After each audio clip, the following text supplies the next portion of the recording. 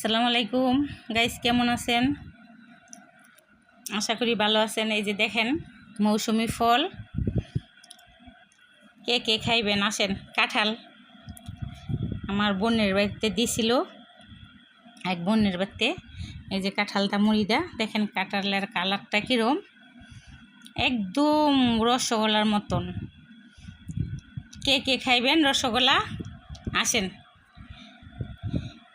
এই যে দেখেন রসগোল্লা কত সুন্দর কাঁঠাল।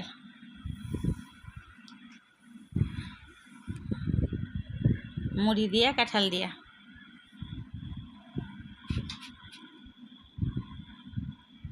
ওই কিরে মধু মধু মধু না মধু না, রসমালাই রসমালাই, কাডল সেই স্বাদ।